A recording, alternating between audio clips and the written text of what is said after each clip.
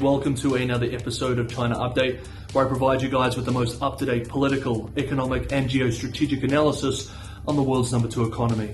My name is Tony. Let's jump in. Okay, happy Thursday everybody. Let's start by moving through US-China developments. The US administration continues to signal that it wishes to stabilize ties with the People's Republic of China, and Beijing continues to signal, through state media and the Foreign Ministry, first stop trying to keep China down, in their words, before normalization can return. Commentators are not particularly optimistic.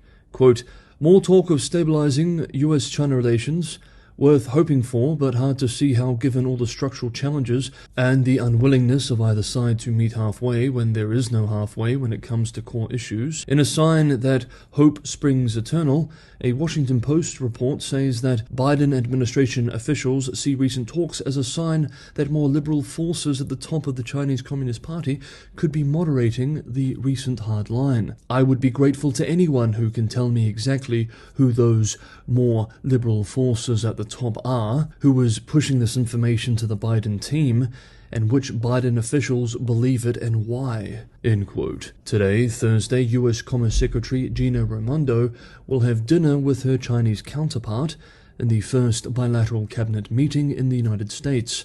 But analysts are more interested in whether the top defense officials of the two countries will meet at the Shangri-La Dialogue Forum in Singapore next month. A bilateral meeting is traditional, but China has indicated that the US must first lift sanctions from years ago placed on their new defense minister before he will agree to meet with the US side. State media continues to communicate China's demands for the bilateral relationship generally, with state-run Xinhua in an editorial yesterday writing, quote, "Hawkish Washington decision-makers have got even tougher on China, bringing already heightened tension to a head. These warmongers are oblivious to the interdependence of our two economies. The three principles set forth by Chinese President Xi Jinping in handling China-US relations represent the fundamental and right way for the two countries to get along with each other in the new era. The two countries should respect each other's social systems and development paths, respect each other's core interests and major concerns, and respect each other's right to development." End quote. Of course, these are broad and vaguely defined demands.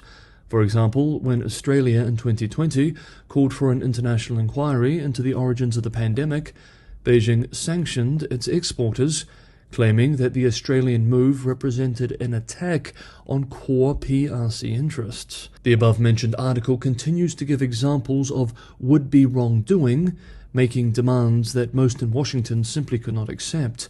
For example, quote, "Washington has lately been bent on toxic demagoguery, not least by peddling the so-called democracy versus autocracy, a fallacious and deceptive narrative only to stir up ideological confrontation and hostilities between the two sides."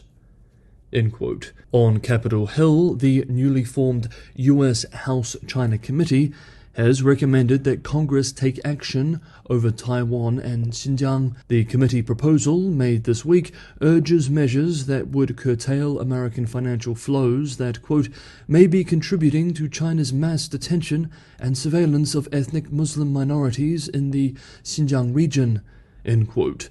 More on Xinjiang soon. In the same proposal, the committee also recommends that weapons delivery to Taiwan should be fast-tracked. Meanwhile, yesterday, Wednesday, US software company Microsoft, along with the national intelligence agencies of the so-called Five Eyes countries, US, UK, Canada, Australia and New Zealand, announced that in February they discovered malware, quote, "planted by a PRC state-sponsored hacking group." End quote. In an official statement, Microsoft expressed, quote, "The attack is carried out by Volt Typhoon, a state-sponsored actor based in China that typically focuses on espionage and information gathering. Microsoft assesses with moderate confidence that this Volt Typhoon campaign is pursuing development of capabilities that could disrupt critical communications infrastructure between the United States and Asia region during future crises." End quote.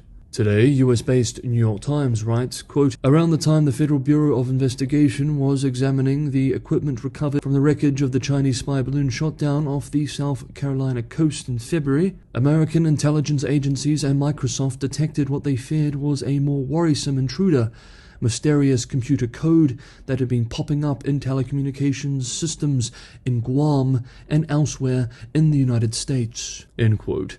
The code, the outlet writes, raised alarms because Guam, with its Pacific ports and vast American air bases, would be a centerpiece of any American military response to an invasion or blockade of Taiwan. Quote, it was installed with great stealth, sometimes flowing through routers and other common internet-connected consumer devices to make the intrusion harder to track, end quote. Meanwhile, this week, Hong Kong-based South China Morning Post reports that PRC scientists have been wargaming hypersonic strikes on a US carrier group in the South China Sea. Over 20 battles, the outlet writes, Chinese forces sank the USS Gerald R. Ford carrier fleet with a volley of 24 hypersonic anti-ship missiles in a simulation run on a mainstream war game software platform used by China's military. A paper detailing the war game was published in May by the Chinese-language Journal of Test and Measurement Technology. It represents the first time that results of simulated hypersonic strikes against a US carrier group have been made public.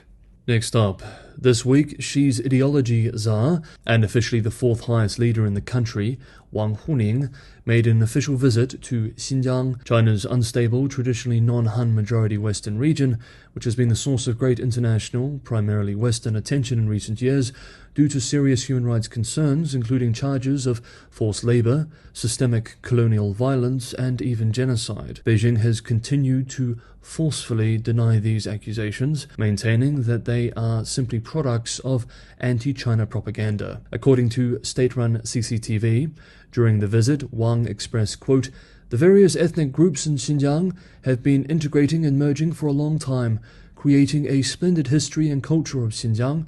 It is necessary to establish a correct view of the history of the Chinese nation and plant the seeds of loving China into everyone's, and especially young people's hearts, end quote.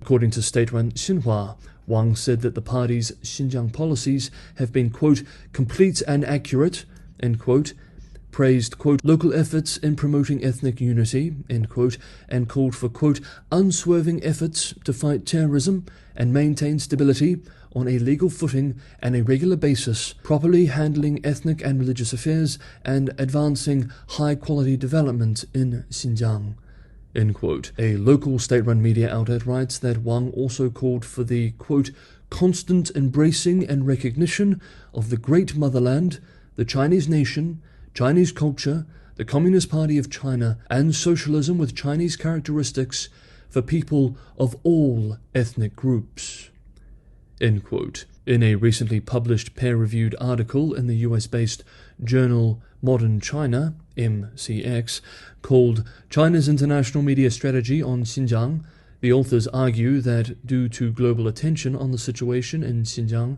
quote, it is fair to say that the Chinese government faces an international image crisis, and the government has taken a range of countermeasures to mitigate the fallout, end quote. The article argues that this has been threefold. Quote, first, it has intensified the propagation of its messages in quantitative terms to counter the international image crisis created by Xinjiang-related criticism. Second, the context of its messaging has become more varied, and it has intentionally tried to link Xinjiang policies with international terrorism, but at the same time also use it for a more general critique of Western double standards and promotion of its own perspectives on human rights. Third, and most intriguingly, it has used innovative and creative ways of reporting to generate higher impact and more trustworthiness. CGTN and its parent company, China Central Television, CCTV, have long copied the style of CNN and BBC, Al Jazeera, and other international news networks to stake out their own ground in terms of content. But more recently, China's media products have become more variegated with the greater use of social media for message dissemination. End quote. Next up is yet another Chinese province facing bankruptcy. Hey guys, if you enjoyed today's episode of China Update, don't forget to hit that like button. It's just me making these episodes every day. It's a lot of work, but your guys' support is a huge source of motivation. Subscribing and sharing is a huge help as well, and for those who can go the extra mile and help me keep the channel financially sustainable, Patreon and Buy Me a Coffee links are in the description below. Thank you so much, everybody, for the ongoing support. Finally, for today's video is another domino in the ongoing local debt crisis about to fall. Hot on the heels of reports suggesting that the poor southwestern province of Guizhou is in a de facto state of bankruptcy, this week, officials in Kunming, provincial capital of southwestern China's Yunnan province, had to deny reports that the city's local government financing vehicles are having difficulty paying debt and workers' salaries. The reports come from what is claimed to be a leaked document of meeting minutes between government and banking experts discussing the various debt crises facing the city and province. The meetings claim that Kunming officials said that the local government financing vehicle in the city recently had difficulty paying $28 million worth of debt and had to borrow from the local government directly in order to meet the payment deadline. It also claims that employees at several local government financing vehicles haven't been paid for at least 3 months, and that city officials are seeking a bailout from the central government. The local arm of the State-Owned Asset Supervision and Administration Commission, which manages the province's state-run companies, said yesterday that the document is fake. Peking University finance professor Michael Pettis, who we often quote here on China Update, in response to this story, tweeted earlier today, quote, "Otto von Bismarck is supposed to have said that we should never believe anything in politics until it has officially been denied." End quote. Okay, that is today's episode. Thank you so much everybody for watching. Have a wonderful Thursday wherever you are, and I will see you all tomorrow.